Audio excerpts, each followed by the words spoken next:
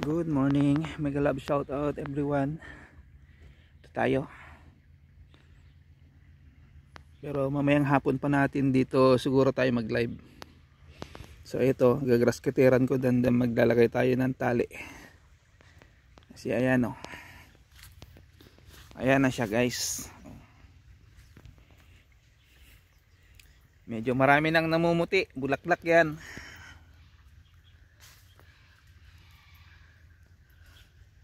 Diba?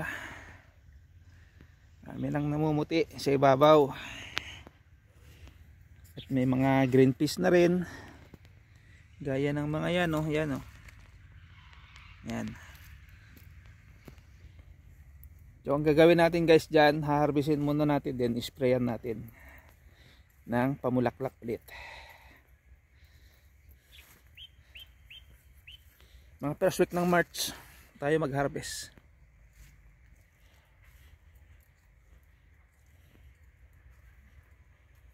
Try natin. Ayan guys, oh, namumuti na. Dati halos wala kang makita namumuti dyan.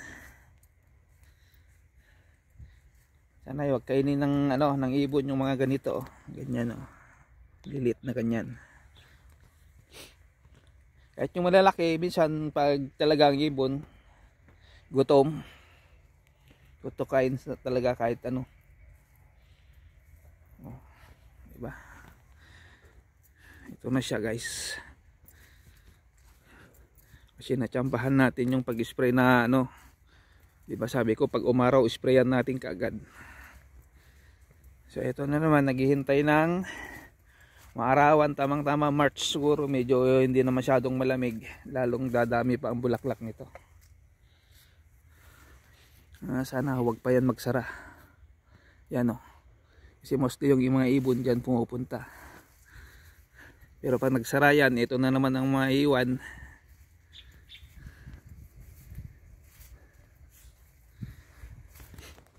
Kasi malamig pa guys.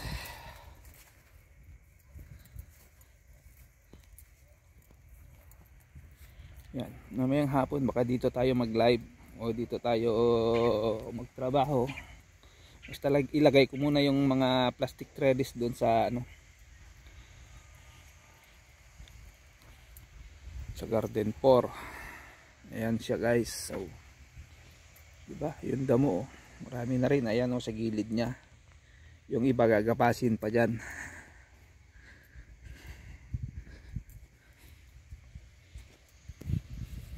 Ayan, dito tayo sa maluwag na daan. Kasi ito yung niya nandun, then yung kabila nandun.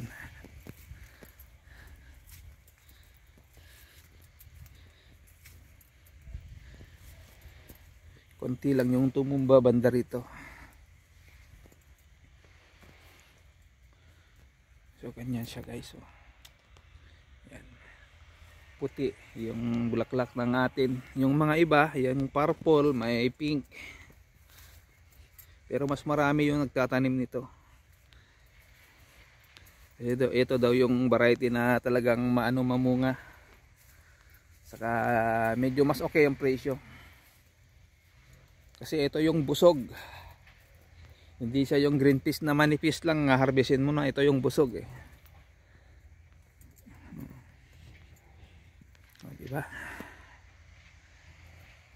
Diba? Ang sarap panoorin o pagmasdan naglalakad dito sa mga ganito.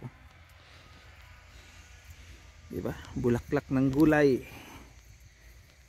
Hindi na natin kailangan pumunta sa mga sa mga flower farm mamasyal. Ito na lang. Diba? Ang sarap pagmasdan, sarap ng pakiramdam. Daming bulaklak. Lalo na pag mag-harvest tayo at maganda ang presyo. Sana nga kahit papaano makabawi tayo.